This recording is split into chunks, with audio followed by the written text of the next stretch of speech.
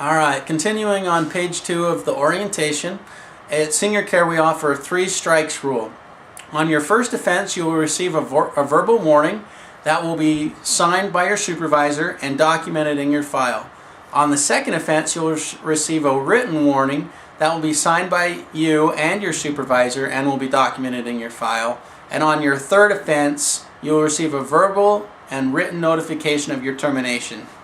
Offenses include, but are not limited to, things such as missing a shift, arriving late to a shift, failing to answer or return phone calls or emails by a supervisor. That's a huge red flag for us. Or the office. Doesn't have to be a supervisor, it could be anyone in the office. Mistreating a client or coming to work inappropriately dressed, missing a mandatory scheduled training or meeting, etc. Those are all things that could constitute a warning or an offense. And then, as we talked about earlier, if you show up to work under the influence of alcohol or drugs, you will be terminated immediately. If you harm a client, you will be terminated immediately.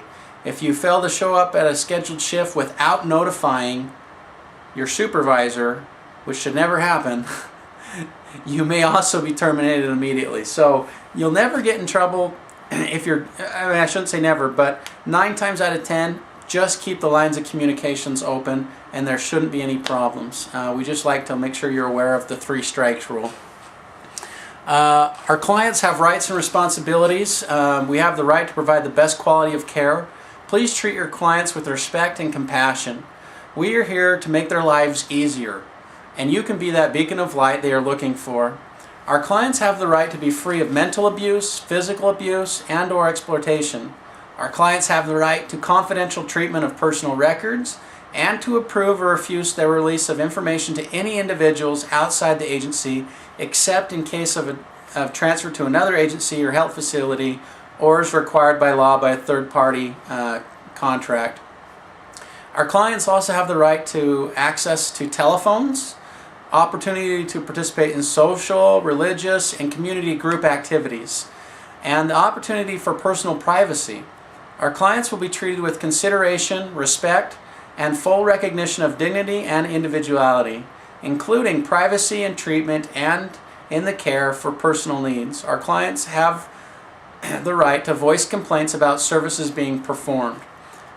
So those are some of the rights and responsibilities our clients have. Please respect those. As we talked about earlier, there's also confidentiality that's important. Each employee must comply with the workforce privacy and client confidentiality policy we talked about. Please do not discuss your client's personal information, including name, diagnosis, life, etc., with anyone outside of the client's family and/or our company. Our clients have the right to be assured confidential treatment of personal record and to approve or refuse their release to any individual outside agency, except in the cases required by law. Understanding clients' need. A basic understanding of the needs and desires, goals, and objectives of clients being served. We want each of you going into a home feeling reassured that you know what that client needs, at least to some level, before your first visit. In order to do that, please review the client's assigned needs in the service plan that you'll be given before going into your first client's home. Clients may have goals and objectives that they need to try to accomplish. Some objectives may be things such as helping the client to make rational buying decisions at the store or making their own bed.